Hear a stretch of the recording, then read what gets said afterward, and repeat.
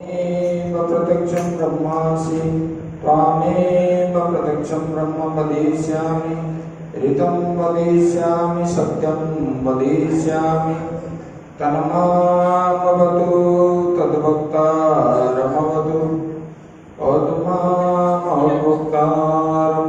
ॐ शान्ति शान्ति शान्ति।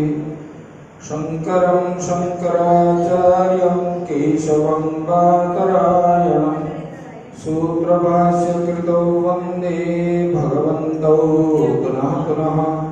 ईश्वरो गुरुरात्मेति मूर्तिभेदविभागिनि व्योमवद्व्याप्तदेहाय दक्षिणामूर्तये नमः।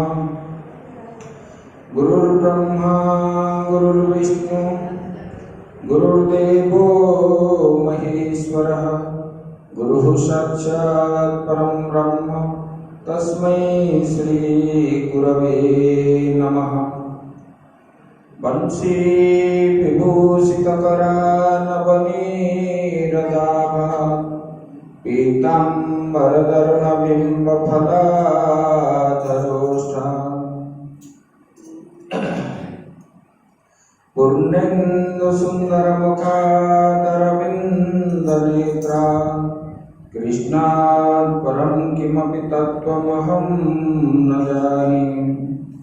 नारायणं नमस्कृत्य नरं चैव नरोत्तमं देवीं सरस्वतीं व्यासं ततो जयमुदीरये।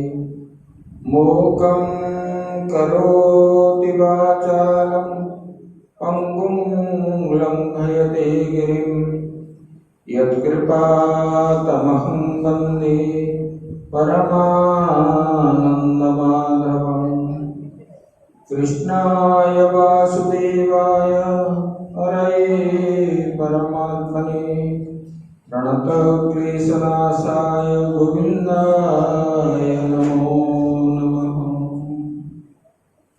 बोलिए सच्चिदानंद भगवान की, सद्गुरुदेव महाराज की जय। श्रीमद् भागवत महापुराण की। ओम नमः पार्वती पतये हर हर महादेव।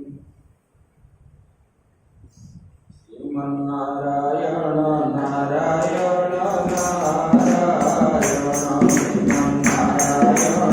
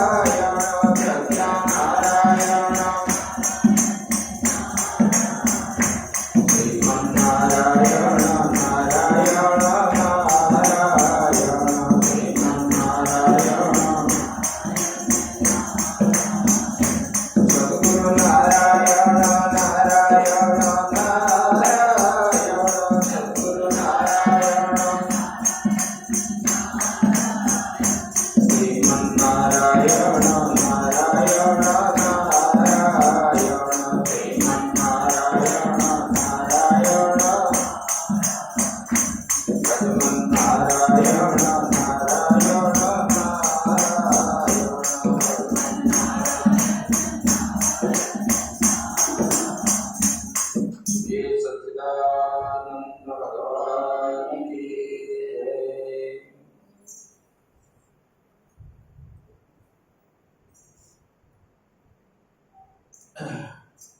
परम ब्रह्म परमात्मा की कृपा से हम लोग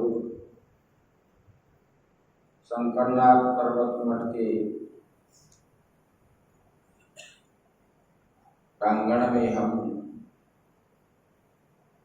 पवित्र माह श्रावण और जो भाद्रव है इसमें व्रत के अनुसार ही हम श्रवण करते हैं। ये 2 माह जो नित्य श्रवण करता है कोई भी एक तपस्या है। भगवान की कृपा होने पर ही ये सब चीज प्राप्त होती है। और वेद रूपी ग्रंथ जो है श्रीमद् भागवत हम श्रवण करें। कल तक हमने श्रवण किए थे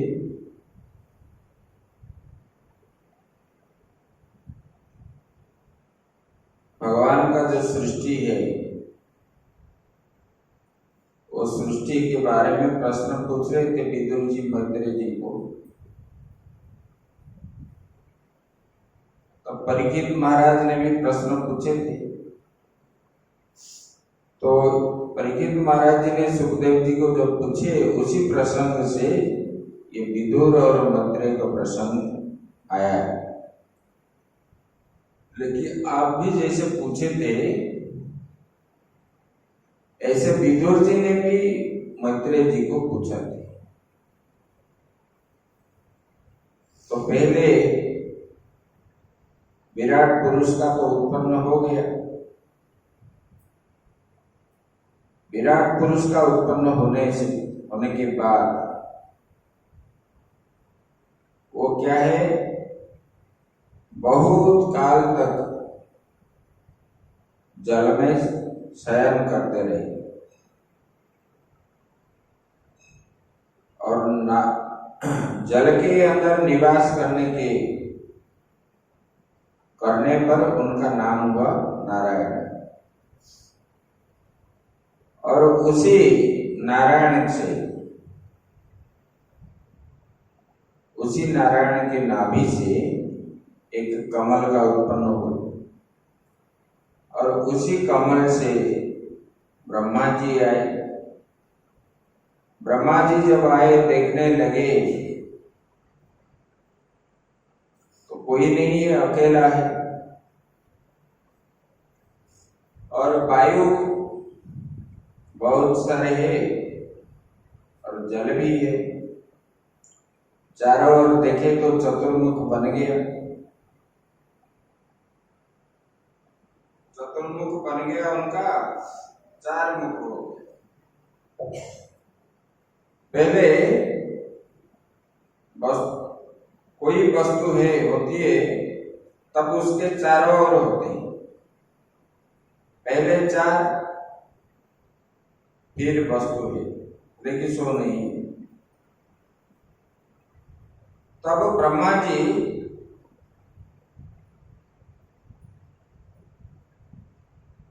फिर जो है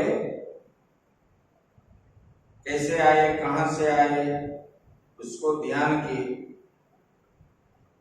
अपने मन के अंदर कई प्रकार के प्रश्न हुआ क्योंकि सृष्टि के प्रलय के समय वो चिर निद्रा में परमात्मा के अंदर ही सोए हुए थे। तो उनका बुद्धि जो है जागृत नहीं। हम लोग का शरीर जैसे ऐसे ब्रह्मा जी का शरीर नहीं है। उन लोगों का जो शरीर है देवताओं का, जैसे कि हमारा ज्ञानेंद्रिय आदि सूक्ष्म रूप में रहते हैं, स्थूल रूप से नहीं।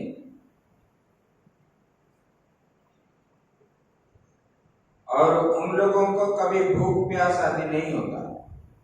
हमको जैसे होता है ऐसे।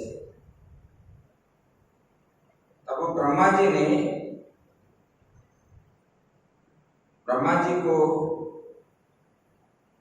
के मन जब चंचल हुआ तब उनको आकाशवाणी हुई तप करो। तब उन्होंने तप किया। तप करने के बाद उनको जो है परमात्मा का दर्शन हुआ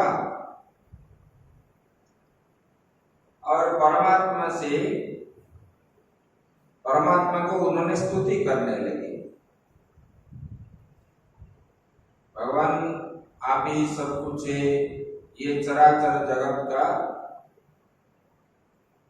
उत्पत्ति करने वाले आप हैं, स्थिति करने वाले आप हैं, प्रलय करने वाले भी आप हैं, आप ही नारायण हैं, आप ही ब्रह्मा हैं, आप ही रुद्र रूप है और आपसे ही ये चराचर जगत उत्पन्न हुई। पृथ्वी, जल, तेज, वायु, आकाश ये पंच महाभूत भी उत्पन्न हुए, सारे जीव जगत उत्पन्न हुए। ऐसे ऐसे स्तुति करने लगे। लेकिन भगवान आपके परे और कोई नहीं है और जब प्रलय हो जाता है बाद में भी रहने वाले आपसे अतिरिक्त और कोई नहीं रहता। इसी प्रकार स्तुति करने लगे। तब भगवान जो है उनको दर्शन दी। स्तुति भी किसी प्रकार होना चाहिए। देखो भक्त जब भगवान को प्रार्थना करता है उसके मन जो है गदगद होना चाहिए, आंखों से अश्रु निकलना चाहिए और भगवान के प्रति श्रद्धा होना चाहिए। जैसे कि आप भोजन करने के लिए बैठे हो तो भोजन परसने वाला अगर ऊंचा से फेंक करके जो अगर देगा तो आपके मन में कैसे होगा? बोलो। श्रद्धा से खिलाएगा तो आपको क्या है? आत्मसंतोष होगी।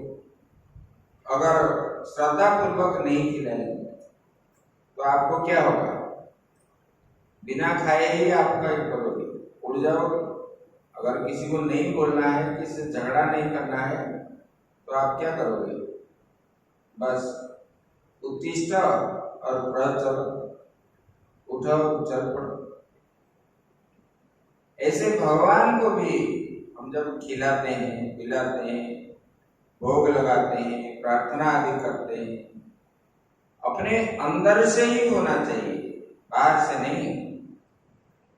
मान लो कि हम 1 मिनट भी करें तो वो 1 मिनट भी अंदर से ही करना चाहिए।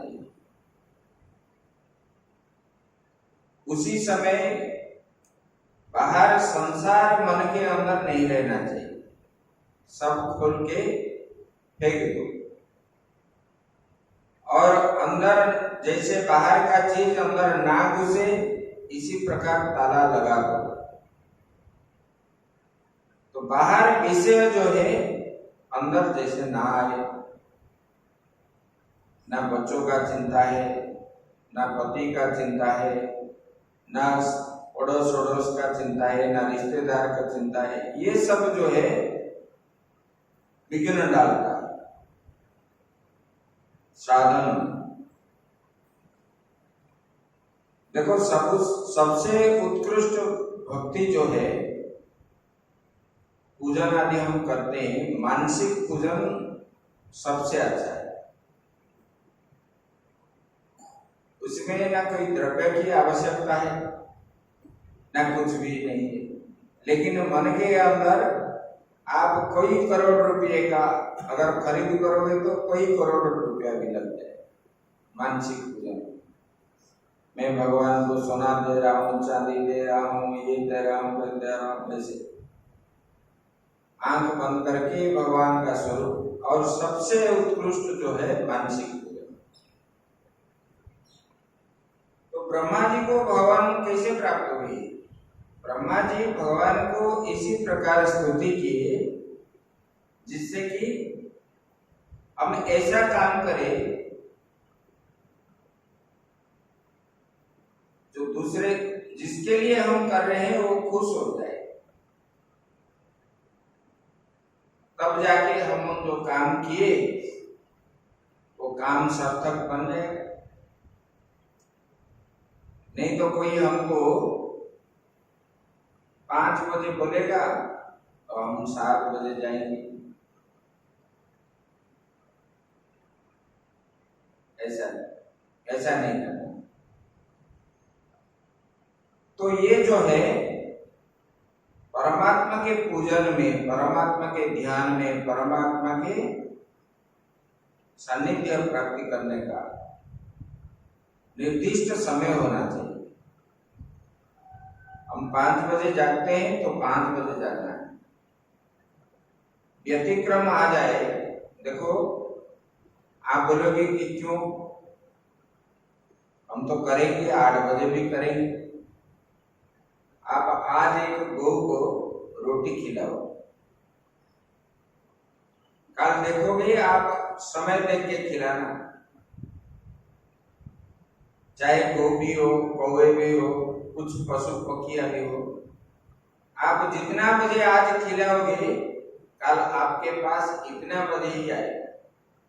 1 सेकंड भी इधर उधर नहीं होगी। ऐसे देवता भी जो है जितना समय आप करते हो उसी समय में ही आएंगे।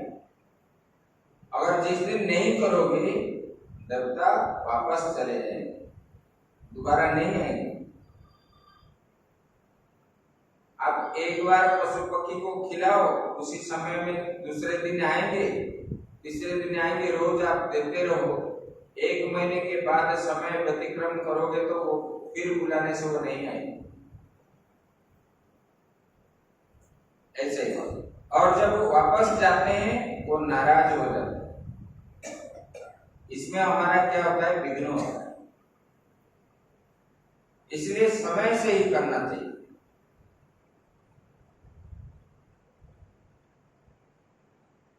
और स्तुति भी जैसे हो अंदर से निकलना चाहिए।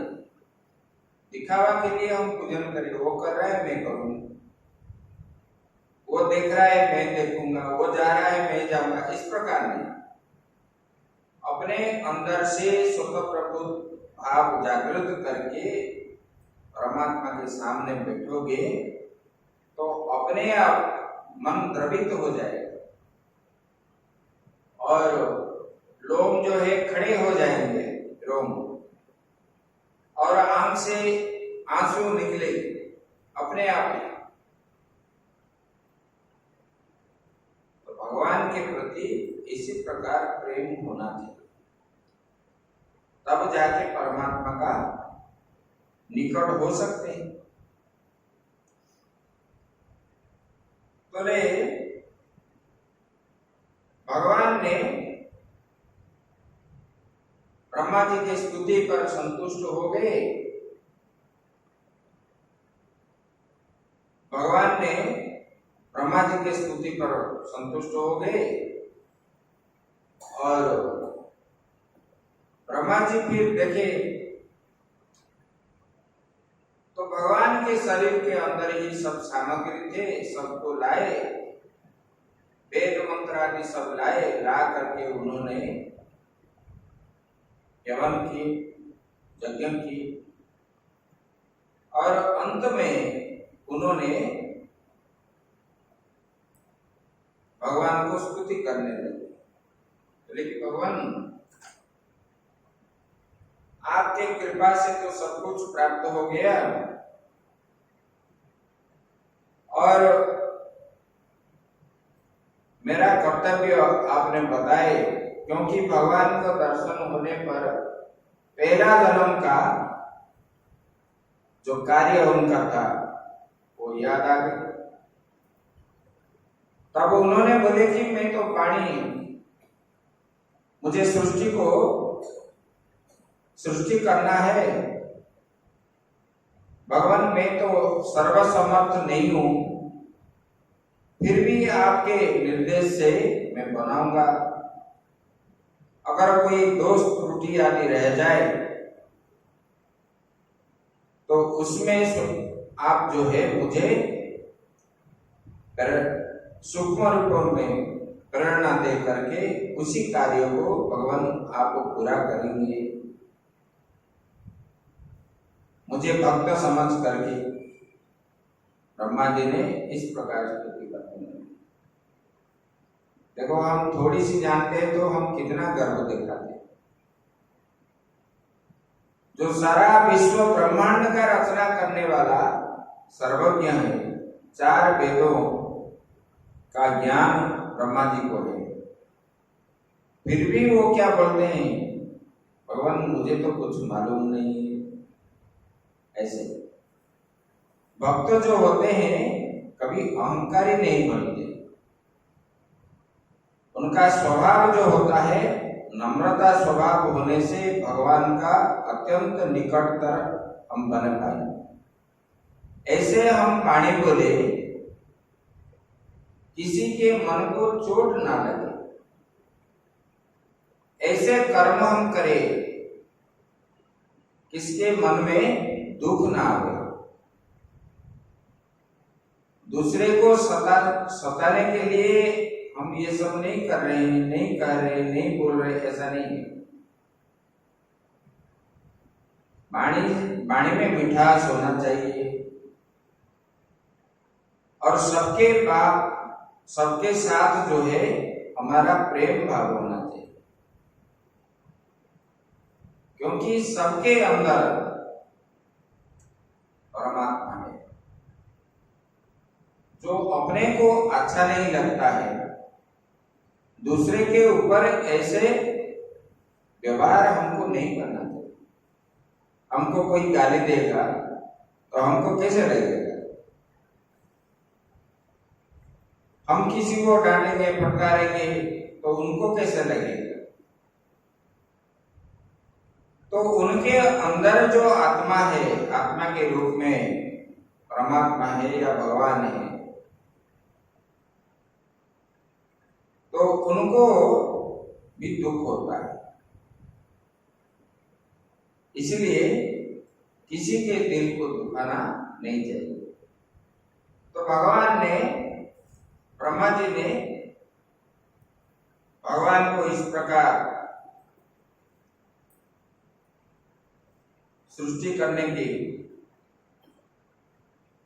भगवान ने उनको निर्देश दिए और फिर ब्रह्मा जी उद्यत हो गए।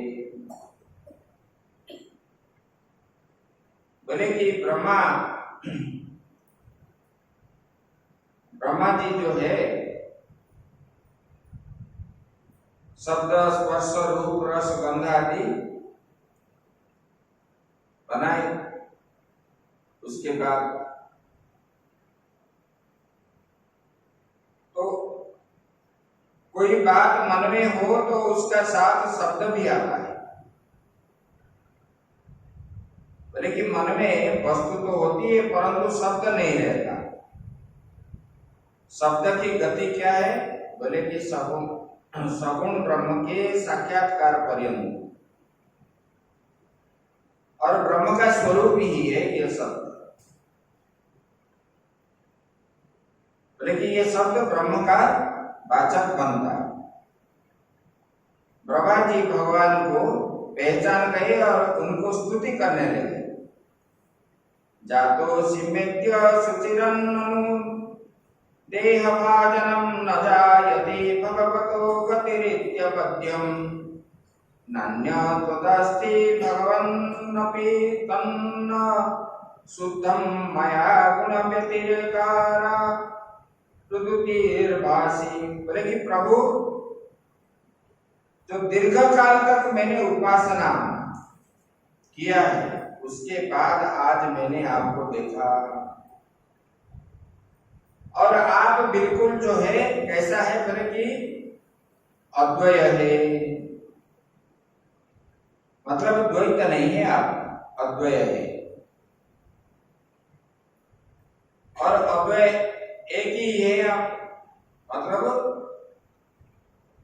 आपसे अतिरिक्त और कुछ है ही नहीं। माया के गुण क्षोभ के कारण ही मतलब प्रकृति को आपने जब ग्रहण किया तब उसके अंदर प्रकृति के अंदर क्षोभ के कारण ही अनेक रूप में आप भासते हैं। जैसे कि आप एक हो, दो दर्पण के बीच में आप रहोगे तो आप कितना दिख रहे हो, अनेक दिखते हैं कि नहीं?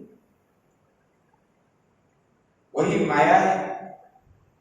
ऐसे ये प्रकृति के कारण ही आप तो एक है, लेकिन भगवान ये माया के कारण ही अनेक रूप जो है प्रकट हो जाता है।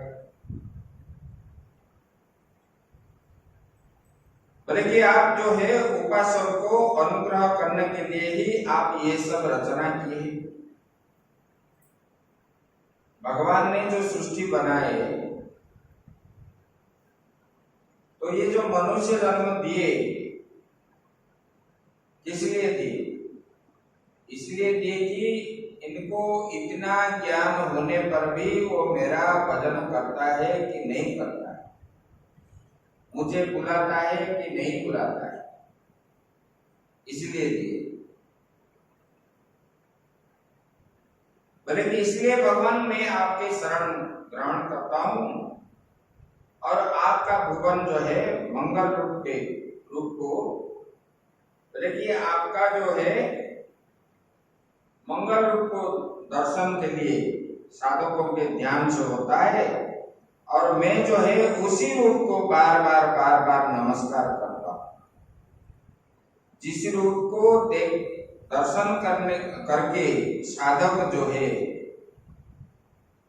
उतार्थ हो जाते हैं, लेकिन वही रूप को मैंने बार बार मैं प्रणाम करता हूं। बल्कि सगुण साकार रूप का कुछ लोग होते हैं अनादर भी करते हैं। जैसे आर्य समाज बोलते मूर्ति पूजा छोड़ दो, मूर्ति को तोड़ भी देते हैं, इधर यज्ञ करते हैं और इधर तो मूर्ति पूजा नहीं करते, उधर तो आहुति डालते हैं, भगवान नारायण के नाम पे डालते हैं, गणेश के नाम पे डालते हैं, दुर्गा के नाम पे डालते हैं। मतलब साक्षात रूप से नहीं डालते, घुमा फिरा के परोक्ष रूप से वो डालते हैं। ऐसे कुछ लोग होते हैं अनादर करते हैं। बोले कि ऐसे प्रकार लोग क्या है, बोले कि नरक भाग्नि रस्तो संगई। पहले बात यह है भगवान के साक्षात सगुण साकार का रूप को जो अनादर करते हैं, लेकिन उनका संग बिगड़ गया, उनका दृष्टि भंग हो गई। मान लो कि सगुण साकार को हम छोड़ेंगे, निर्गुण में हमारा मन हो गया, तो सब चीज निर्गुण निराकार में होना चाहिए, निर्गुण ही मानना चाहिए, सबको समदृष्टि में देखना चाहिए। इधर बोलेंगे एक और दूसरी बात करेंगे, कथनी करनी, ये एक होना चाहिए। यदि भगवान का साकार रूप का अनादर नहीं करेंगे तो नरक में कैसे जाएंगे?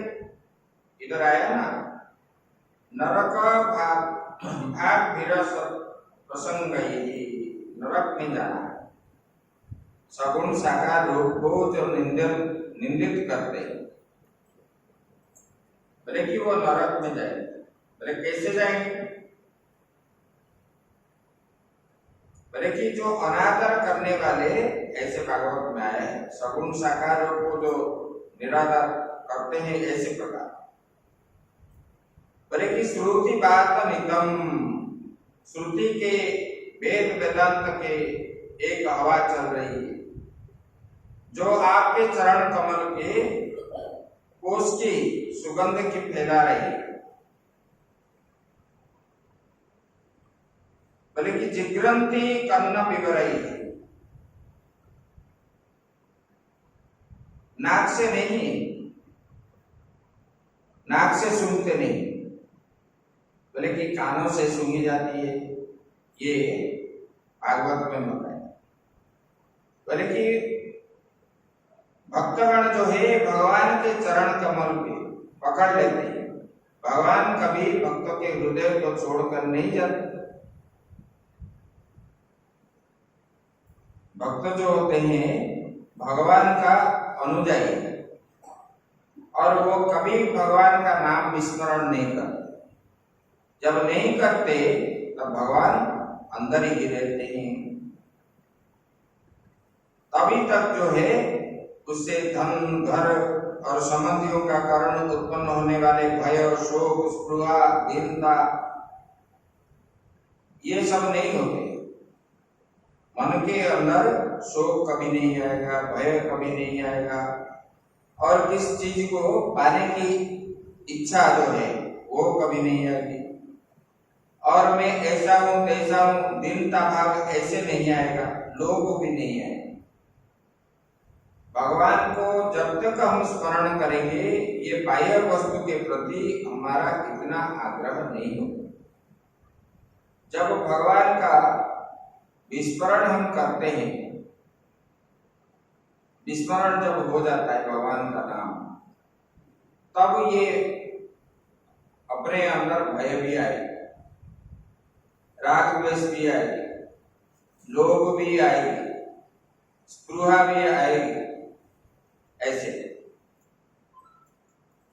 लेकिन इसलिए भक्त जो है भगवान के चरणाबिंद के सत्संग नहीं करता, वो बार बार जो है विमुख रहकर सृष्टि में बुरे बुरे काम करता रहता है।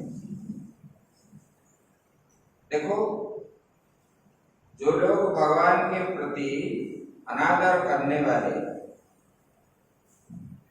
कितना पाप करते हैं,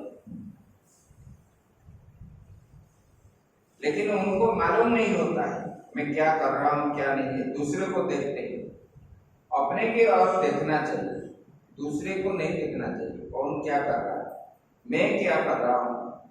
पहले किसी को बोलने से पहले हम सोचना चाहिए मेरा गलती कहां पर है, इसने हमको कुछ डांटा कि फटकारा, उसको कुछ बोलना नहीं चाहिए और अपना गलती हमको जो है ढूंढ करके लाना है।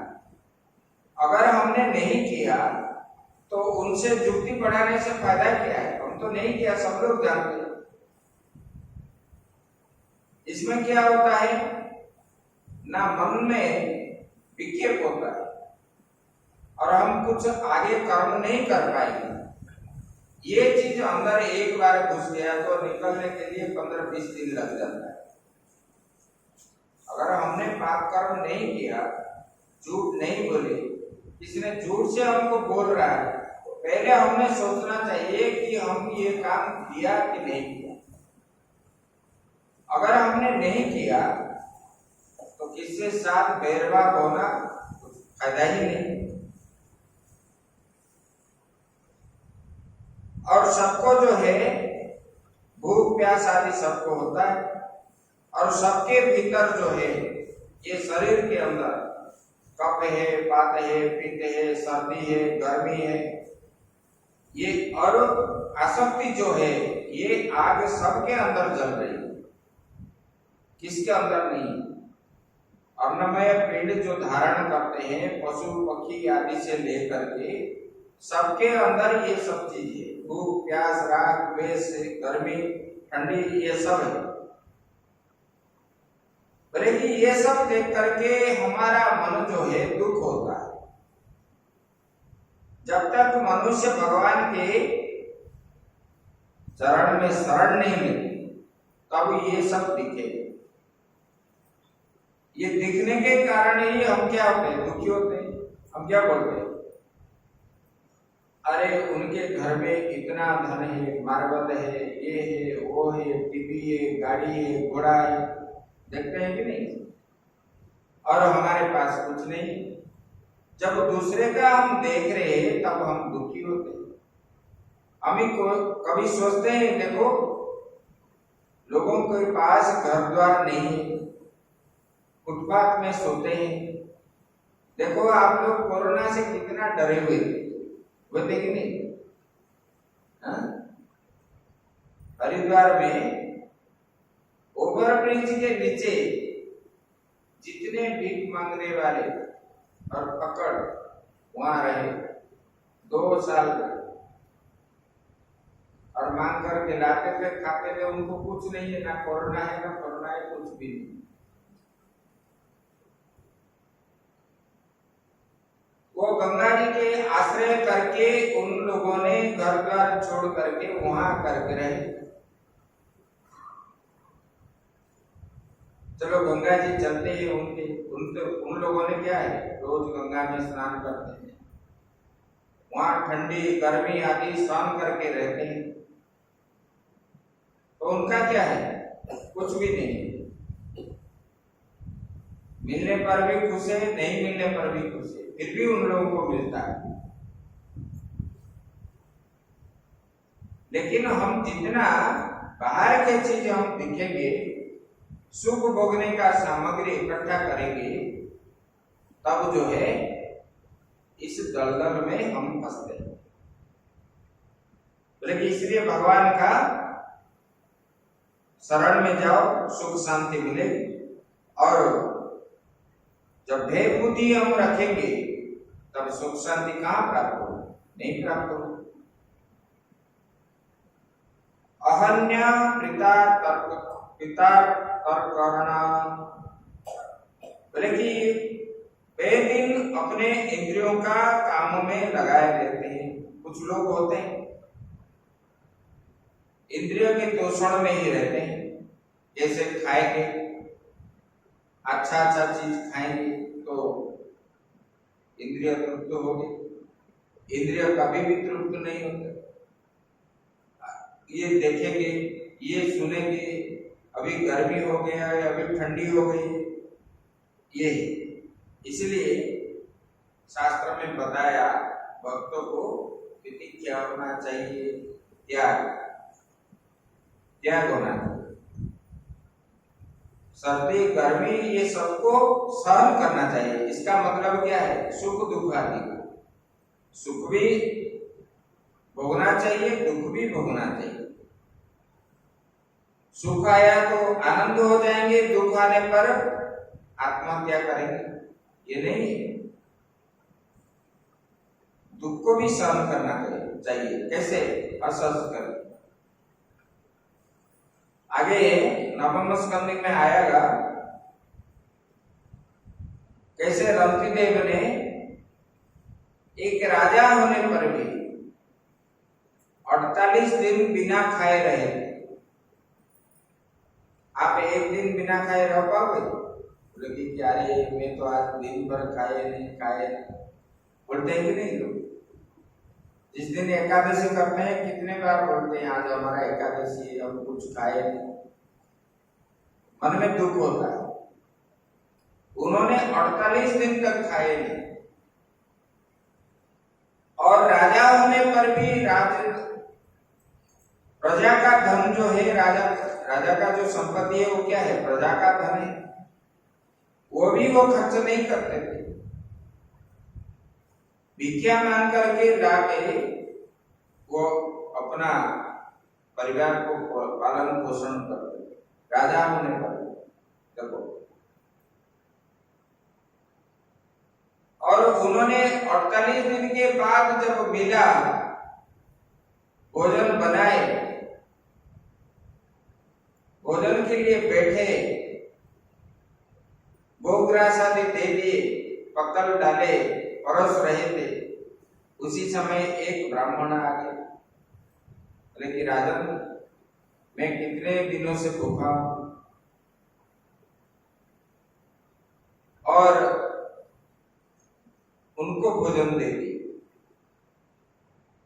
बोले कि जो बचेगा, हम परिवार में 3 तो थे, राजा रानी और उनके संतान, एक ही, बोले हम मिलके खा ले, उनको दे दिए।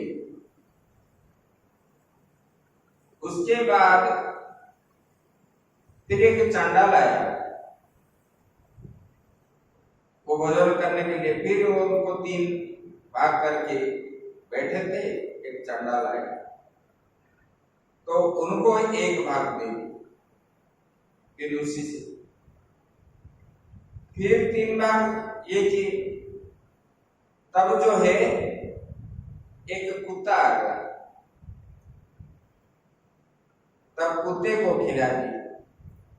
बाद में इनके लिए कुछ नहीं रहा और उन्होंने बर्तन को धोए,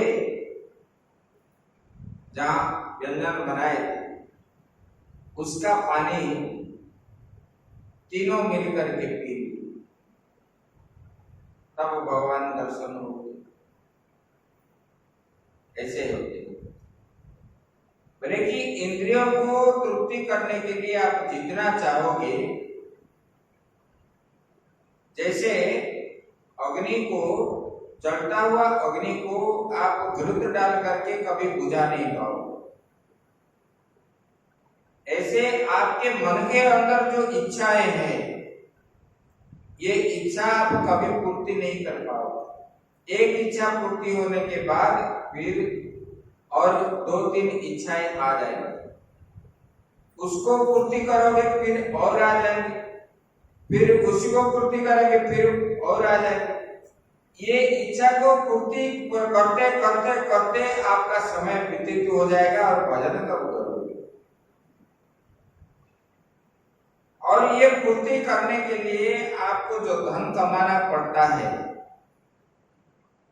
पाप भी करना पड़ता है, पुण्य भी करना पड़ता है। ये कर्म करते समय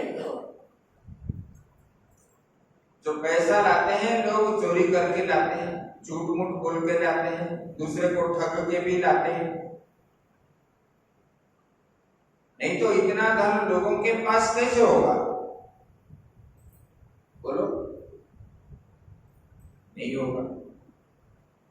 तो ये जो कर्म जो करते हैं, इसलिए इच्छा पूर्ति के लिए आप जो करते हो, इसकी वजह से हमको पाप ही भोगना पड़ता है।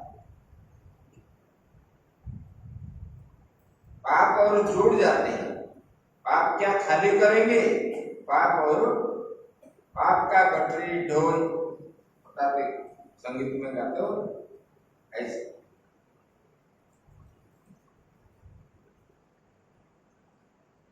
ऐसे ब्रह्मा जी ने इंद्रिय बनाया, पंच तन्मात्रा बनाए, ये सब बनाते बनाते मनुष्य आदि तो सब देवता भी बनाए। पहले तो हुए सनत कुमार आदि 4 पुत्र हुए, उसके बाद सप्त ऋषि उत्पन्न किए।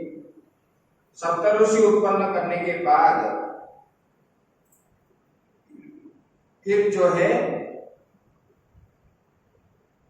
रुद्र उत्पन्न हुई, फिर कर्दम जी उत्पन्न हुए। उसके बाद ब्रह्मा जी का शरीर जो है 2 भाग हो गए और वही 2 भाग से मनु और शत्रुपा उत्पन्न हुई। देखो, ब्रह्मा जी का मानसिक जो सृष्टि है, मतलब सोचते ही उत्पन्न हो जाते हैं। इसी शरीर में नहीं है, वो क्या है, सूक्ष्म शरीर होने के कारण उनका जो है भावना से ही उत्पन्न हो जाते हैं। तो मनु शतरूपा जो उत्पन्न हुए, मनु शतरूपा ने पूछने लगे, पिताजी आप तो हमको उत्पन्न किए और हमारा कर्तव्य क्या है। ब्रह्मा जी संतुष्ट हो गए उन लोगों के ऊपर, क्योंकि पुत्र जब पिता को पूछता है तो मैं क्या काम करूं, मुझे आप आज्ञा दीजिए। बिना बोले जब पुत्र पूछता है तो पिता क्या है, गदगद हो जाता है। ऐसे ब्रह्मा जी भी उनके ऊपर संतुष्ट हो गए और संतुष्ट होकर के उनको बोले कि तुम दोनों अभी, मैंने अभी तक मानसिक सृष्टि किया, अभी तुम जौन सृष्टि करो। तब मनु और शतरूपा ने बोले कि भगवान हम तो करेंगे, लेकिन चारों ओर जल ही जल है और आधार क्या है, हम कहां पर सृष्टि बनाएंगे। तो बोले पृथ्वी, बोले पृथ्वी तो पाताल में है, पूर्व जो है बड़ा मतलब कल्प में ये हिरण्याक्ष ने पृथ्वी को लेकर के जल के अंदर रखा है। तब भगवान ने, ब्रह्मा जी ने चिंतन किया भगवान का, कैसे सृष्टि बनेगा। जब भगवान का चिंतन किया तब जो है भगवान ने ब्रह्मा जी के नासिका से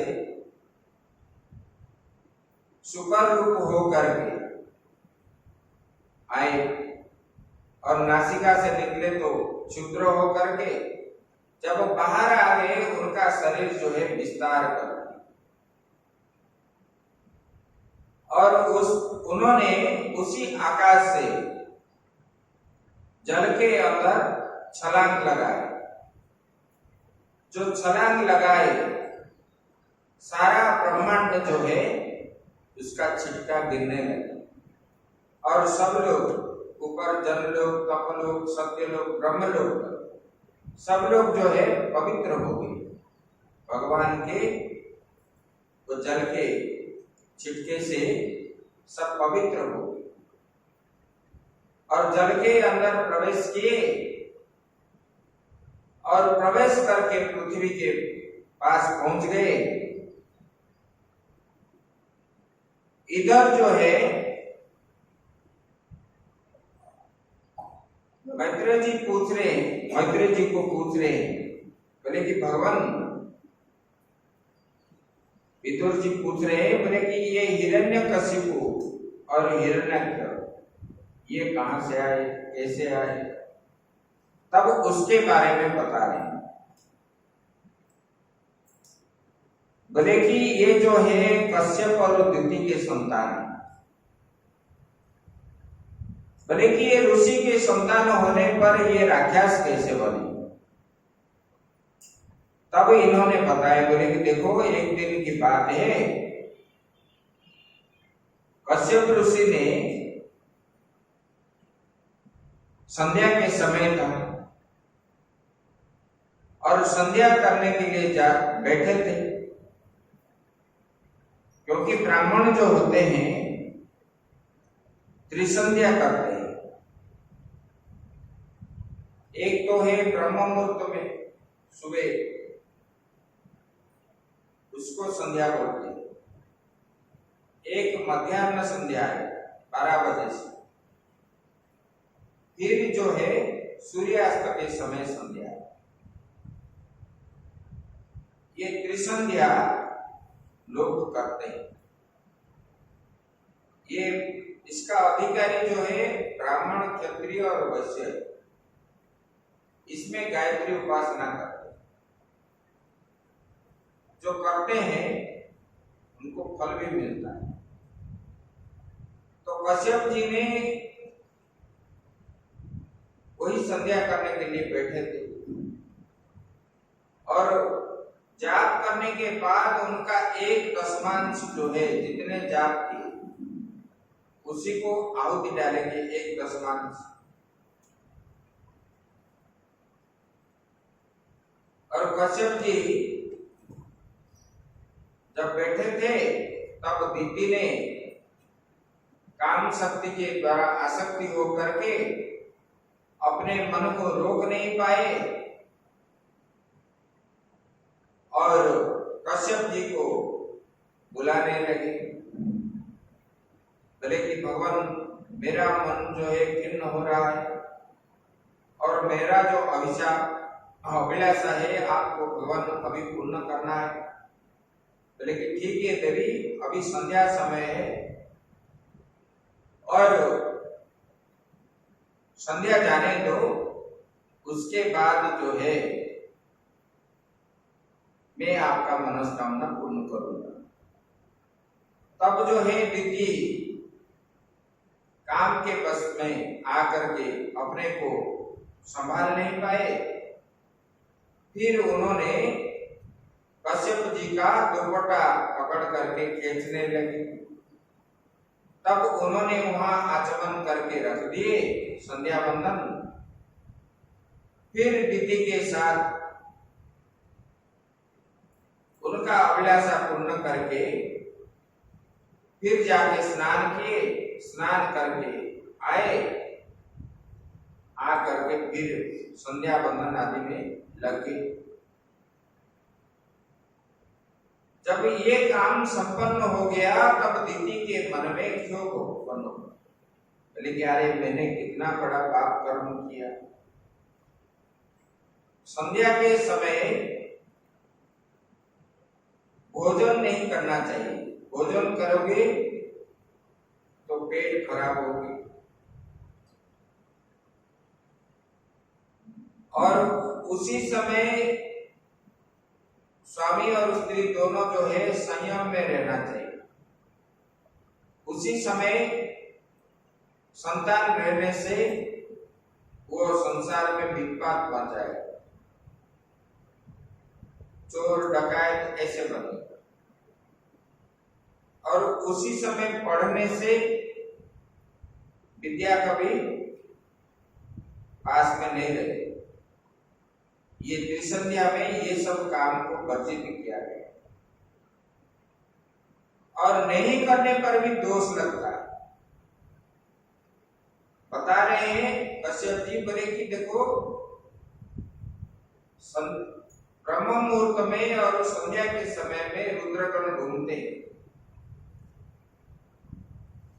इसलिए ब्रह्म मुहूर्त में उठना चाहिए। ब्रह्म मुहूर्त मतलब सूर्य उदय से पहले। उठने के बाद क्या करना है?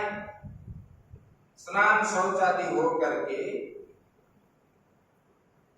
भजन करना चाहिए। और ये रुद्रगण जो है, शिव जी रुद्रगण के साथ घूम करके देखते हैं कौन क्या कर रहा है, उनके पास ही हिसाब निकास करता है। हम कितना भजन करते हैं, क्या करते हैं, क्या नहीं करते हैं, ये सब शाम के समय। तो कश्यप जी ने बोले कि देखो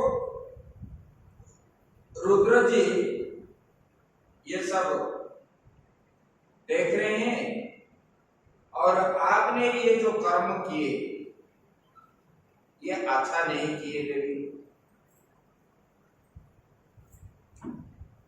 तब बोले भगवान फिर क्या होगा? बोले कि क्या होगा? आपके गर्भ से जो संतान उत्पन्न होंगे ये भगवान का विरुद्ध बनेंगे, तब और दुखी होंगे। लेकिन इनके औरत से भगवान के परम भक्त उत्पन्न होगा और ये दोनों जो है दो पुत्र उत्पन्न होंगे। ये संसार को त्राही त्राही मचाएंगे, इतना दुष्ट बनेंगे। तब देखिए बोले भगवान आप कृपा करके इन लोगों को भगवान में कैसे मन लगेगा, भगवान का द्रोह ना करे, इसी प्रकार की। तब कश्यप जी ने बोले कि ये भगवान के हाथ ही मरेंगे, लेकिन इनके औरत से भगवान के परम भक्त उत्पन्न होगा इनके कुल। तब दीदी ने आनंदित हो गई, बोले कि ये भगवान के द्वारा मतलब मरेंगे, इससे बढ़कर और कौन है, अच्छा है। और मेरा पोता जो होगा वो भगवान का परम भक्त होगा, प्रहलाद।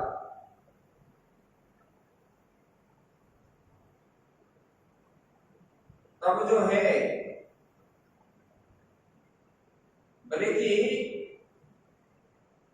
भद्र जी बता रहे हैं, बोले कि ये भगवान के हाथ कैसे मरेंगे। जब प्रश्न पूछने लगे विदुर जी, बोले कि ये जो हिरण्याक्ष है ये कोई और नहीं है, ये भगवान के परम सेवक जय और विजय द्वारपाल थे। बोले कि ये द्वारपाल फिर भगवान का शत्रु कैसे बन गए। तब उसके विचार बताते हैं। बोले कि एक बार वैकुंठ में सनक सनंदन सनत कुमार ब्रह्मा के मानस पुत्र जो है, ये चार भगवान के दर्शन की इच्छा से जाने लगे और सब द्वार को अतिक्रमण करते करते चले गए। अंतिम द्वार पर जब पहुंचे तो उनको जो है ये द्वारपालों ने अंदर जाने नहीं दिए और ये तो ये लोग बहुत सबसे वयोवृद्ध है, लेकिन दिखने से बालक जैसे, शिशु जैसे, बहुत छोटे छोटे। तब ये जय विजय ने उनको अंदर जाने नहीं दिए। तो बोले कि अभी भगवान ध्यान में है, समाधि में है, अंदर जाने नहीं दिए जाएगा, इस प्रकार बोलने लगे। तब जय विजय को देख करके ये चार भाइयों के अंदर क्रोध उत्पन्न हो गया। तब उन्होंने बोले कि देखो भगवान के हम भक्त है, भगवान के आश्रित है हम, और भगवान को हम यहाँ आकर के दर्शन कैसे नहीं करेंगे, और आप लोग छोड़ते नहीं हो। तो इतने भगवान का ये धाम है, ये वैकुंठ है, यहाँ पर अगर आपके यहाँ आप सेवक के रूप में हो, भगवान जो तीनों लोगों का स्वामी है और उनके पास रह करके आपके अंदर अगर यहाँ वैकुंठ में राग द्वेष इत्यादि है तो आप यहाँ रहने का लायक नहीं हो।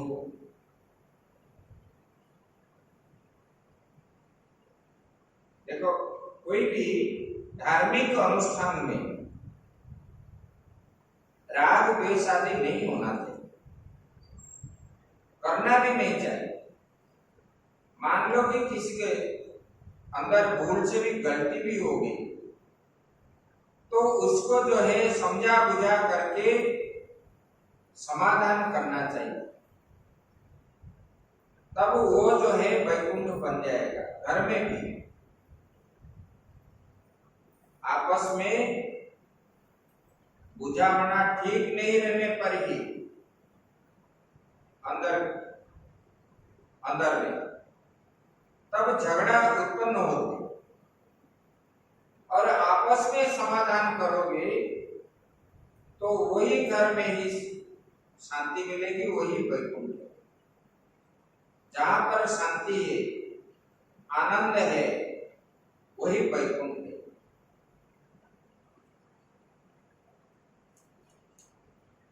तब जो है इन्होंने जो श्राप दिए, बोले कि आप लोग यहाँ रहना नहीं चाहिए, तो आप जो है राक्षस योनि में, क्योंकि आपका बुद्धि वृत्ति आदि जो है राक्षस जैसा है, इसलिए आप राक्षस योनि में जाना चाहिए। तब जय विजय घबरा गए। तब ये आवाज सुनने पर भगवान जो है अपना स्थान छोड़ करके बाहर आ गए दर्शन देने के लिए। देखो भगवान कितना दयावान है। ये लोग वैकुंठ में गए और अपने सेवक को श्राप भी दिए, फिर भी भगवान कैसे बोलते हैं, बोले कि भगवान आप लोग इतने कष्ट करके आए और कब से आए, कैसे आए,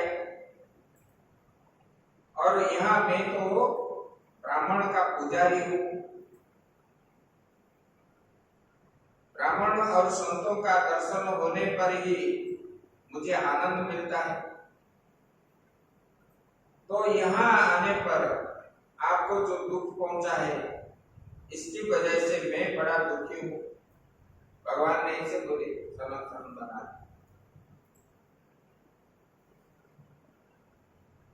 तब सनक सनंदनादि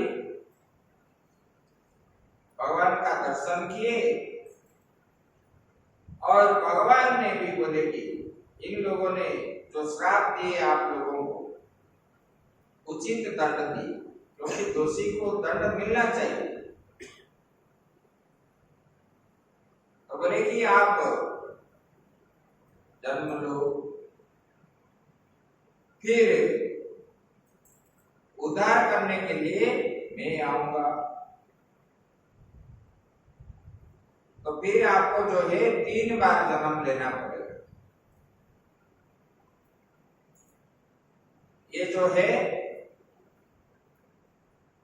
हिरण्याक्ष और रावण कुंभकर्ण और साधु शिशुपाल, ऐसे 3 जन्म ले। और भगवान जो है इन लोगों को वराह और नृसिंह के रूप में दोनों भाई को संहार करेंगे। फिर भगवान ने राम अवतार में रावण और कुंभकर्ण को संहार करेंगे। फिर साधु और शिशुपाल को भगवान जो है कृष्ण के रूप में देंगे, तब जाके फिर उन लोगों ने वैकुंठ आएंगे। जय विजय। ऐसे जब बताए तब हिरण्य और हिरण्याक्ष के जन्म के वृतांत बताए। बोले कि जैसे गर्भ में रहे, दिति के गर्भ में सूर्य का तेज कम हो गया, सूर्य और चंद्र का, और सब वित्पात होने लगा। देवता लोग जो है भय से कंपित हो गए, जिसके मन में आनंद नहीं हो रहा था, जैसे कोई आ रहा है मारने के लिए, भय ऐसा प्रकार सबके अंदर होता, सब जीव जंतु के अंदर। और ये गर्भ में 100 साल तक रहे, दिति के गर्भ में, बाहर नहीं, 100 साल में उत्पन्न हुई। तब धरती जो है जन्म होने का समय कांपने लगी, कंपमान। फिर ये तो राक्षस है और समुद्र के जल के अंदर घूमने लगे। तो ऐसे घूमते घूमते वो सबके साथ युद्ध मांगने के लिए गया हिरण्याक्ष। इंद्र के पास गया, सब योद्धाओं के पास गया, फिर वरुण के पास गया। वरुण ने बोलने लगे कि मैं तो संन्यास ले लिया, मैं और युद्ध नहीं करता हूं, तो मैं युद्ध त्याग दिया। तब हिरण्याक्ष मन दुख करके उधर से आ गए। फिर नारद जी ने बोले कि आपके समक्ष युद्ध करने वाले जो हो उनसे युद्ध करो, मजा आएगा। बोले कि कहाँ है, कैसा है? बोले कि अरे जिनके हाथ में गदा है वही आपके साथ युद्ध करेगा। और अभी अभी पाताल की ओर गए शुकर के रूप में पृथ्वी को लाने के लिए। तब भगवान ने गए थे और ये हिरण्याक्ष ने गया युद्ध करके अपना प्यास को मिटाने के लिए। तब भगवान ने पृथ्वी को अपने दांत में रखे थे, दाढ़ में, और ऊपर ला करके पृथ्वी को स्थापना कर दिए। जब भगवान पृथ्वी को लेकर के आए तब हिरण्याक्ष ने भगवान के पीछे भागने लगा और कहाँ ले रहा है, कहाँ जा रहा है, अरे रुको, अरे रुको। तब भगवान ने पृथ्वी को स्थापना करने के बाद हिरण्याक्ष के सामने आए। तब हिरण्याक्ष के साथ बहुत समय तक युद्ध किया, क्योंकि जो जैसा चाहता है भगवान उसी को देते हैं।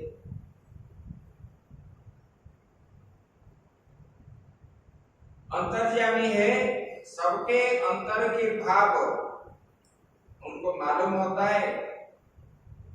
तब जो जैसा चाहता है उसके अनुरूप फल जो है भगवान उनको देते हैं। और हिरण्याक्ष ने युद्ध चाह रहा था, भगवान उनके साथ युद्ध किए और ये युद्ध जो है बहुत दिनों तक खत्म नहीं हुआ। तब भगवान ने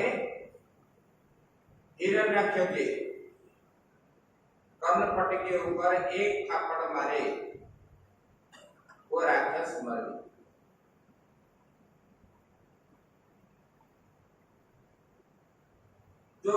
जो बात है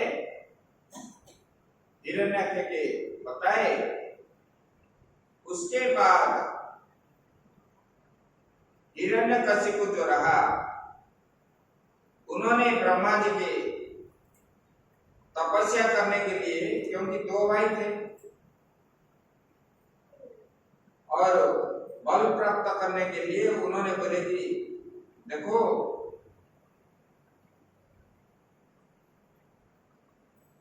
मैं त्रिपुर विजय के लिए जा रहा हूं ब्रह्मा जी का तपस्या करने के लिए, आप यहीं पर ठहरो। तब बड़ा भाई हिरण्यकशिपु ने गया तपस्या करने के लिए और हिरण्याक्ष ने यहाँ रहा। तब भगवान ने मार के चले गए और ये तपस्या करने के लिए गया था। उसके बाद फिर सृष्टि के बाद बता रहे हैं, बोले कि मैत्रेय जी अभी वर्णन करते हैं सृष्टि का। ब्रह्मा जी जब सृष्टि करने के लिए बैठे, उन्होंने पहले पंचपर्वा अविद्या की सृष्टि की। बोले कि वो क्या है? बोले कि अंधतामृष और तामेश्वर, महामोह, मोह और तम, ये सब क्या है? बोले कि ये अज्ञान की वृत्तियां हैं। ये योग सूत्र में आता है। इनको जो है योग सूत्र में क्या बोलते हैं? अभिनिवेश, द्वेष, राग, अस्मिता, अविद्या, इसमें कहा गया है योग सूत्र। भले कि ये पंच पर्वा अविद्या होते हैं, उसी प्रकार बोले कि उसके निवारण के लिए क्या चाहिए? बोले कि विद्या चाहिए। विद्या मतलब ज्ञान चाहिए। बोले कि ब्रह्मा जी को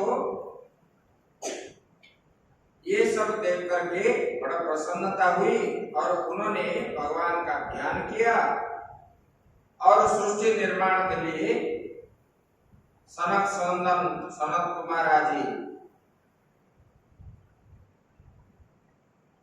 उत्पन्न जब हुए, उनको जब बोले, उन्होंने ब्रह्मा जी का बात नहीं माने, वो चले गए।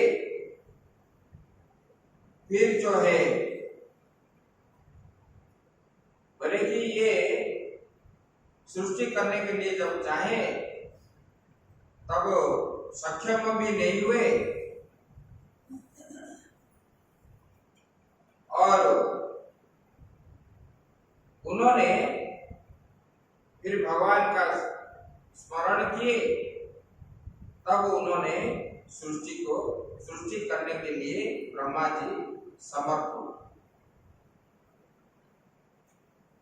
बोले कि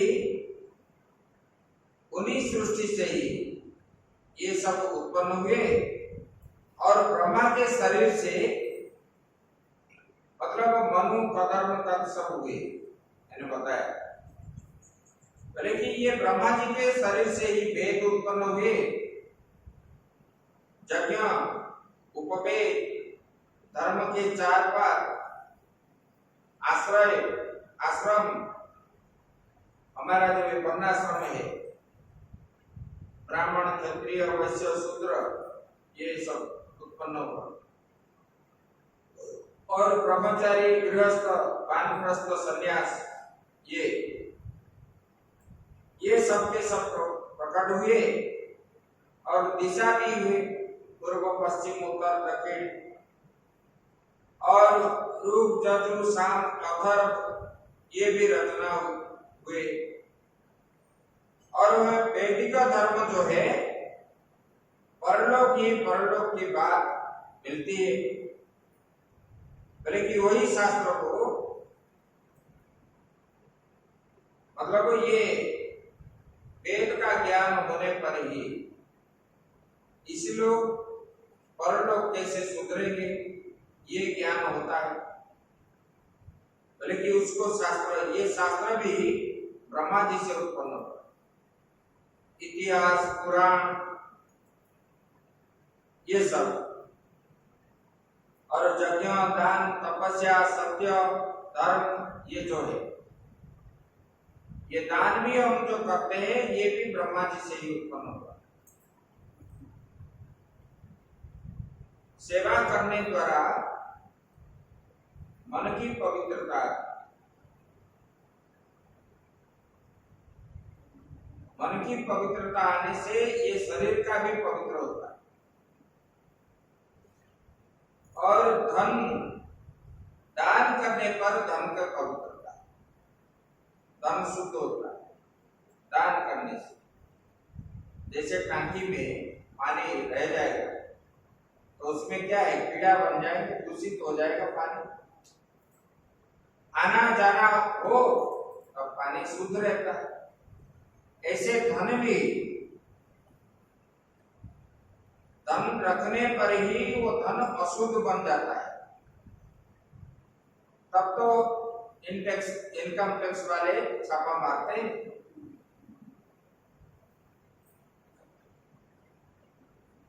ये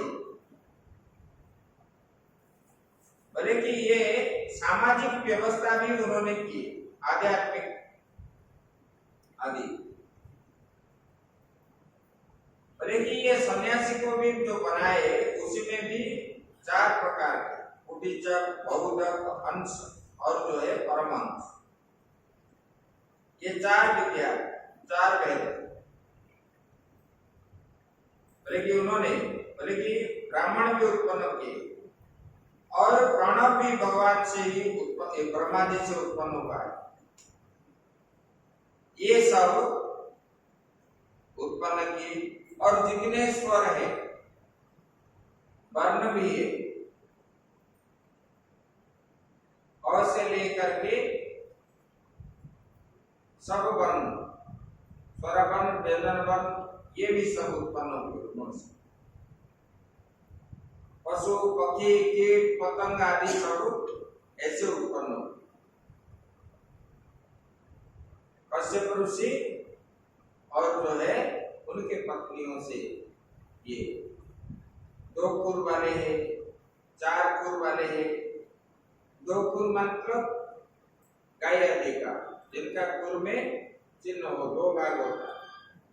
1 कुल गधा आदि है, ये सब ऐसे ऐसे सृष्टि है। और जब मनु शतरूपादि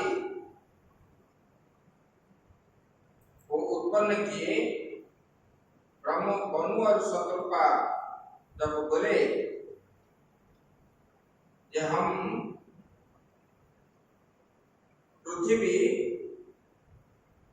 नहीं है हमारा आधार, हम कैसे सृष्टि बनाएंगे। तब जो है भगवान ने पृथ्वी को रख दिया। उसके बाद मनु और शतरूपा ने अपना सृष्टि बनाई। उत्तानपाद, प्रियव्रत, आकुति, देवहूति, ये 3 कन्या और 2 पुत्र उत्पन्न हुए।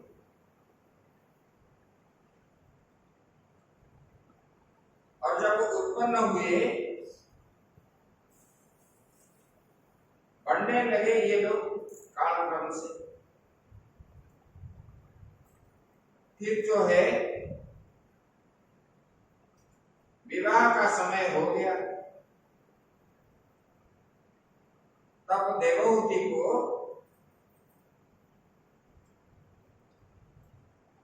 एक बार उन्होंने छत के ऊपर गए थे, अश्विन कुमार आकाश मार्ग में जा रहे और देवहूति को देख करके वो मूर्छित हो गई। मतलब इतना सुंदर।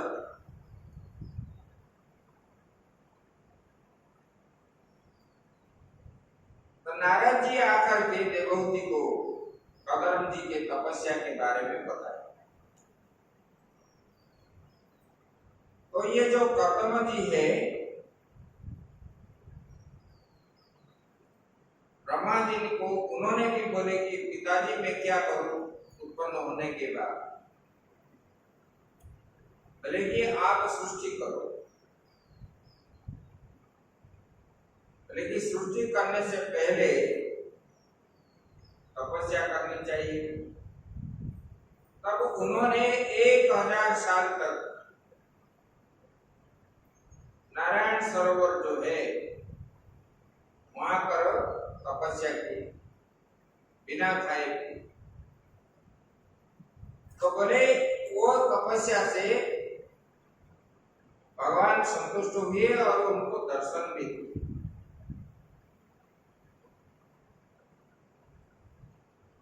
और भगवान भी उनको बोले कि मैं आपके घर आपके पुत्र के रूप में मैं उत्पन्न होऊंगा। संख्या शास्त्र का हम प्रचार प्रसार करेंगे। और आज से 5 दिन बाद मनु जी अपने पुत्री को लेकर के आपके आश्रम में आएंगे और आप उन्हीं को ग्रहण करना है। ऐसे से भगवान ने पहले ही संकेत कर दिए।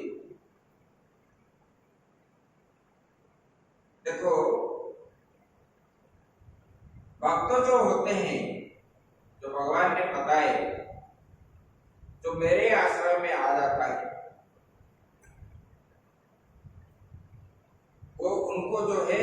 कुछ प्राप्त होता है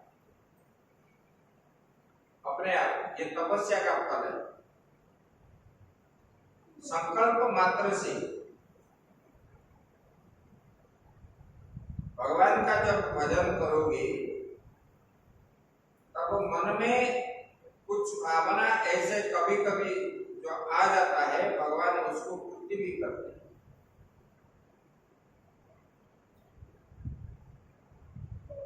एक बार क्या हुआ, ऋषिकेश में, ऋषिकेश के पास एक नरेंद्र नगर है, उत्तरकाशी जाने के रास्ते। ये 2000 पहले की बात है, 2-3 साल पहले। वो नरेंद्र नगर के पास छोटा सा गांव है। वो गांव में एक पंडित और पंडितानी थे। पंडित जी जो थे वो बड़े भक्त थे भगवान,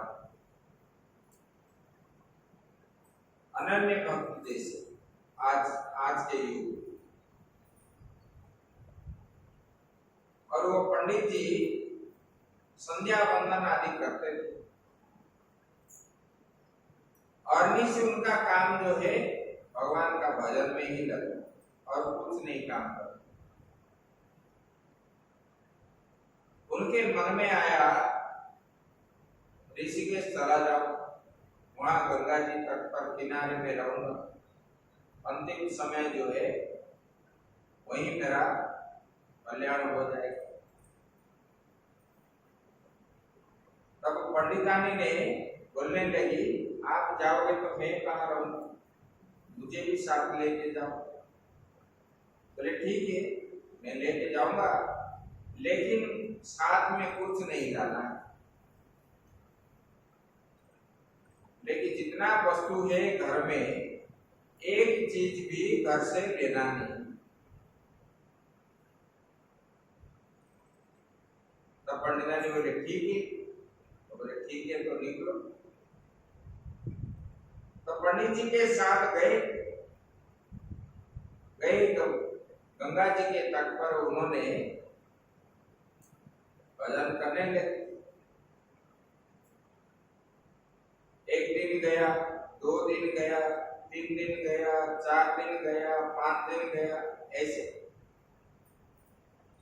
5-6 दिन तक उनको जो है कुछ दिखा नहीं। तो पंडित जी को बड़ा संदेह हुआ, पंडितानी को। बोले कि तू घर से कुछ ना कुछ लाई ही हो, नहीं तो हमको भोजन कैसे देंगे, भिक्षा तो मिलना चाहिए भजन करने से। तब उन्होंने माना नहीं। तो पंडित जी ने उनका सब बैग ढूंढने लगे, वस्त्र आदि ढूंढने लगे। तब एक जो है अंगूठा में उन्होंने छुपा करके लाई, रास्ते में कुछ हो जाए तो इसको बेच के हम चले। तो पंडित जी ने उनको जो है गंगा जी में डाल दिया उनके सामने, और जैसे डाल दिए उसी समय ही डालने के बाद इसने भिक्षा लेकर के आया। बोला पंडित जी आप पाइए, देखो ऐसा। मतलब भक्त जो होते हैं, भक्त का ये जथा मन प्रपद्यन्ते स्थान तथैव भजामि हम, जो शब्द आया है गीता में, जो जैसे मेरा भजन करता है मैं भी उनके पीछे पीछे उसका ही भजन करता हूं, भगवान बताते हैं। लेकिन हम जो है अपने ऊपर जब आस्था रखते हैं तब भगवान हमको दूर भागते। जब हम भगवान के प्रति समर्पित होकर के उनके अपना शरणापन्न हो जाते हैं तब भगवान जो है अपने आप मिल जाते हैं। ऐसे भक्त को जो है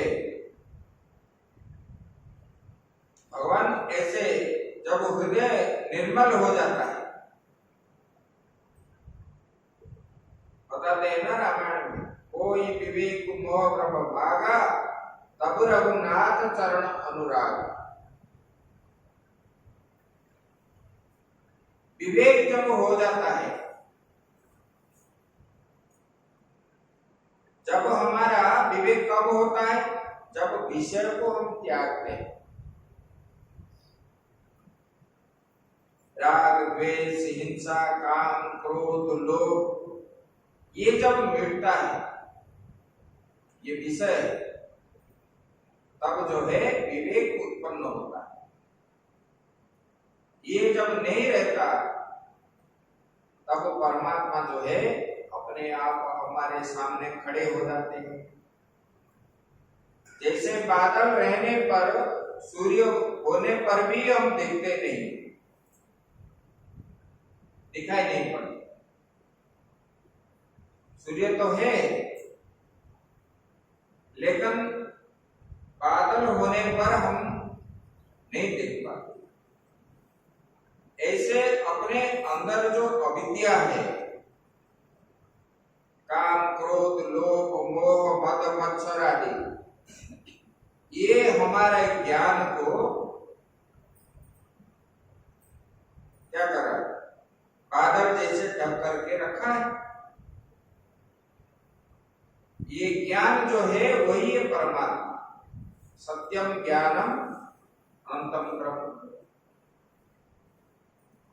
ये परमात्मा कैसा है बोले कि ये ज्ञान स्वरूप है, सत्य स्वरूप है। ये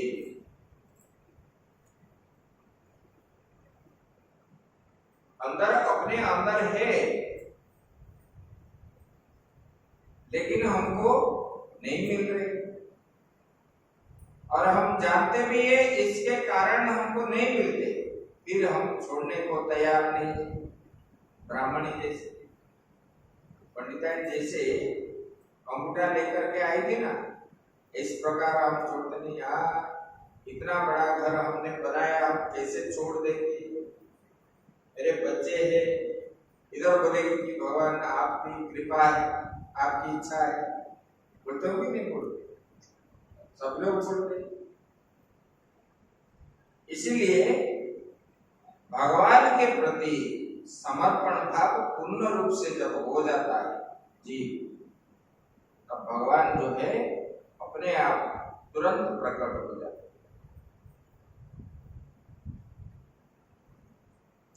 तो ऐसे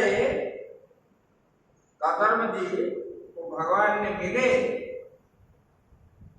और भगवान को दर्शन किए, भगवान को स्तुति भी की। भगवान ने बोले, मैंने कपिल के रूप में सांख्य शास्त्र प्रचार प्रसार करने के लिए मैं आपके घर में अवतार दूंगा, और आप घर अभी जाइए, वहां जो है मनु जी आएंगे, अपने पुत्री को लेकर के उनको स्वीकार करो, और उन्हीं के गर्भ से ही मैं कपिल के रूप में उत्पन्न होऊंगा। तब कर्दम जी कुटिया पे गए, और वहां मतलब सूर्य चंद्र आदि उनके कुटिया में दिखाई पड़ रहे थे, और वहां पर बैठे। दूसरे दिन जो है मनु शत्रुपा जो है साथ ही देवहूति को लेकर के आए, और जब अंदर आए कर्दम ऋषि के पास, तब उन्होंने आसन दिए मनु शत्रुपा को। शत्रुपा बैठे, देवहूति भी बैठे। तब देखते ही पूछने लगे, राजन कैसे है, प्रजा कैसे है, और राज्य में सब कुशल मंगल आदि वार्ता होने के बाद मनु जी ने बोले, भगवान आपके पास मैं इसलिए आया हूं ये मेरी पुत्री जो है देवहूति उनका नाम है, और भगवान आप जो है इनका पाणी ग्रहण आप कीजिए।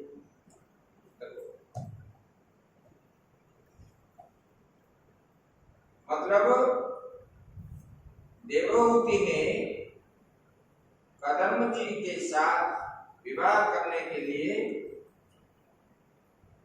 मतलब 100% उनका इच्छा प्रकट की, तब जो है पिता माता ने लेकर के आए। पहले भी जो है पिता माताओं ने पुत्री का इच्छा भी जान करके ही ये शादी विवाह भी करते थे।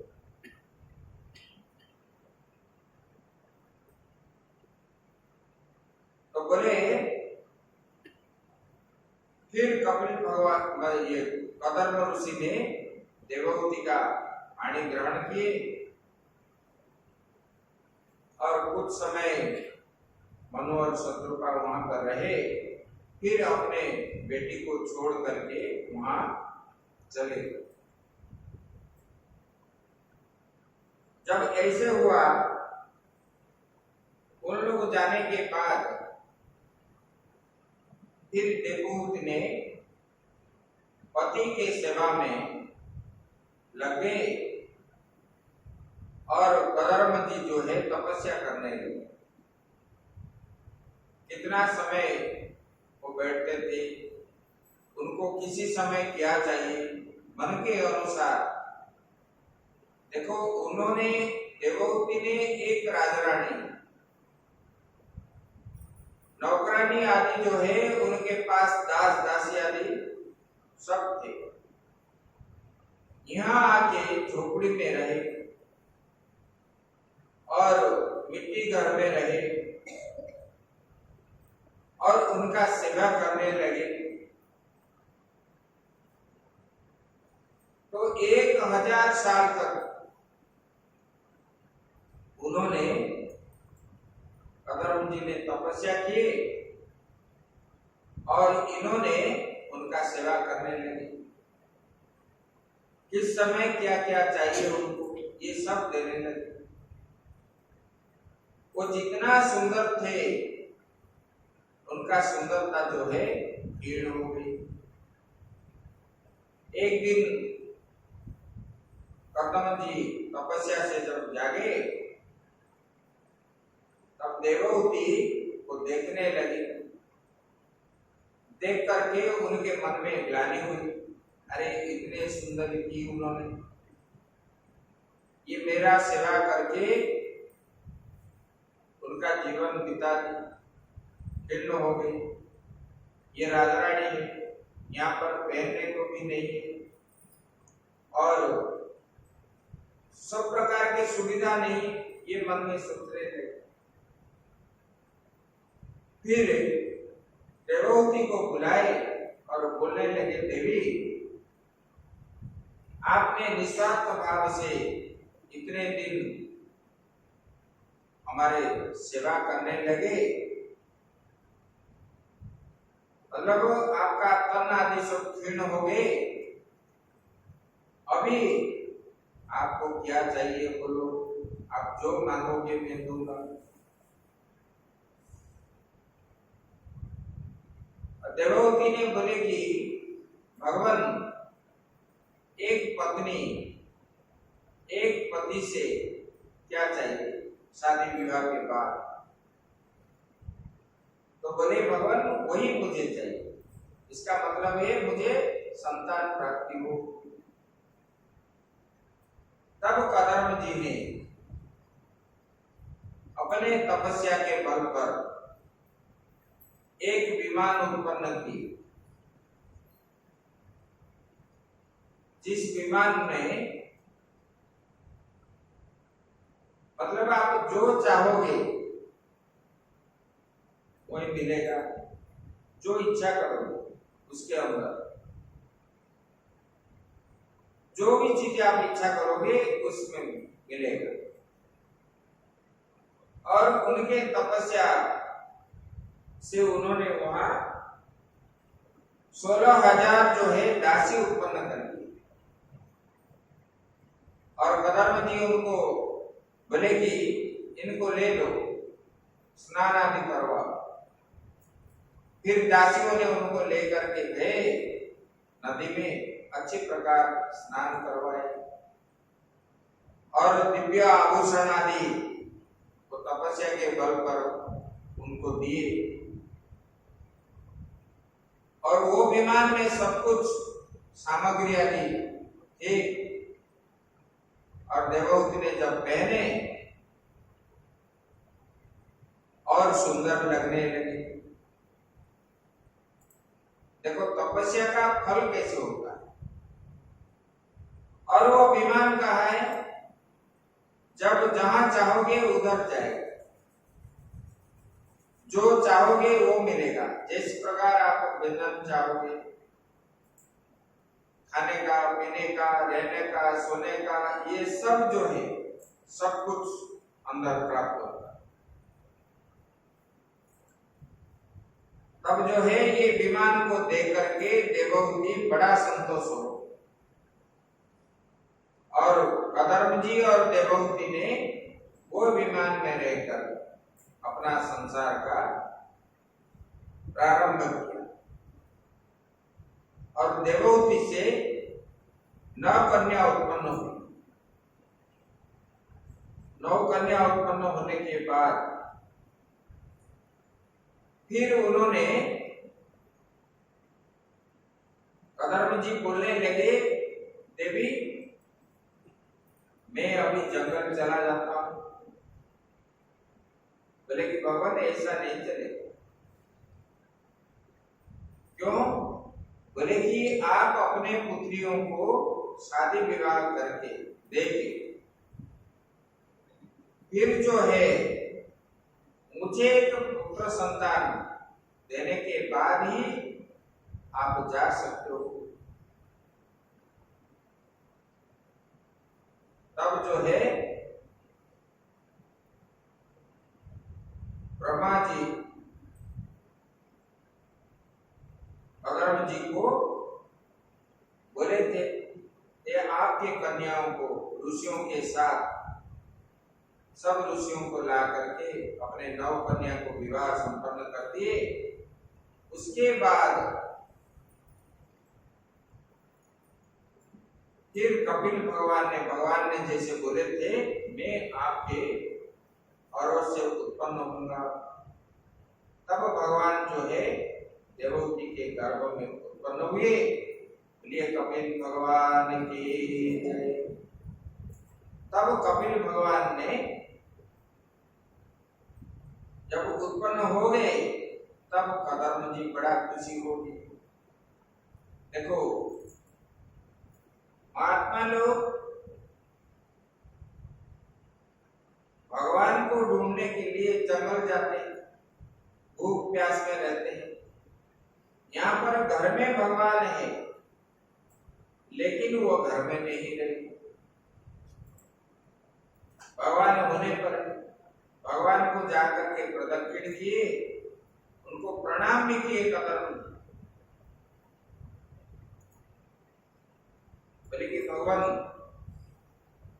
मैं अभी जा रहा हूं जंगल भजन के लिए। भगवान ने बोले यहीं भी रह सकते हो, आपकी इच्छा है। बोले कि यहाँ रहने से मुझे बंधन जैसे लगेगा और फिर इससे मैं निवृत्त होना चाहता हूं। तब उनको प्रदक्षिण किया और देवहूति के पास गए। बोले कि तुमको तो अभी पुत्र संतान प्राप्त हो गई, अभी तुम पुत्र के साथ रहो, मैं अभी जा रहा हूं। बोले कि भगवान जाने से पहले मेरा जो जीवन है, इंद्रियों को संतुष्टि करने के लिए अभी तक मैंने जितना कर्म किया जीवन में, सब इंद्रियों को तृप्ति करने के लिए ही कर्म किया। तो भगवान, एक तो मैं नारी हूं और मुझे तो ज्ञान भी नहीं है, तब मुझे ज्ञान अगर नहीं होगा तब जो है मैं मुक्ति कैसे पाऊंगी, भगवान का भजन कैसे करेंगे, ये तो कम से कम बता के जाइए। तो कदर्म जी बोले, ये सब आपको चिंता करने की कोई आवश्यकता नहीं है, और आपका जो पुत्र है वो आपको ये समस्त ज्ञान देने वाला है, वो स्वयं भगवान और कोई दूसरा कोई नहीं है। भगवान ही आपके घर में कपिल के रूप में उत्पन्न हुए हैं, तब आपको जो है उन्होंने ज्ञान देंगे। और मैं अभी जा रहा हूं, मुझे विदाई दो। तब जो है देवहूति ने उनको आज्ञा दे दिए और उन्होंने जंगल चल पड़े और वहां पर तपस्या की। और ये माता देवहूति ने भगवान कपिल जी से ज्ञान प्राप्त करेंगे। इसकी बात जो है हम कल श्रवण करेंगे।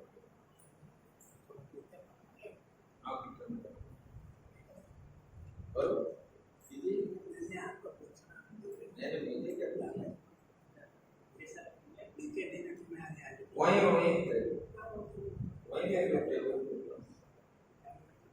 टेबल के पास ले लो।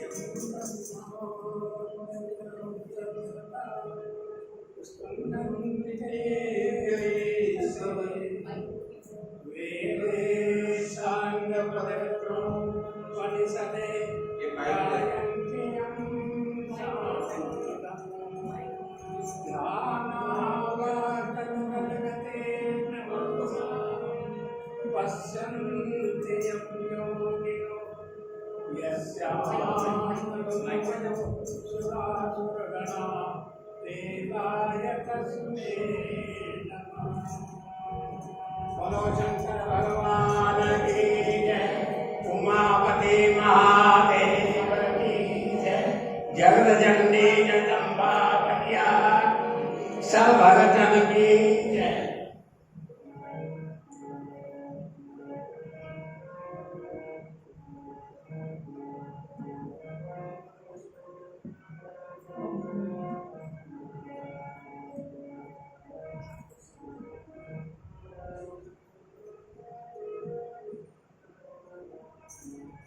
ओम नमः शिवाय बोलो, ओम नमः शिवाय, ओम नमः शिवाय।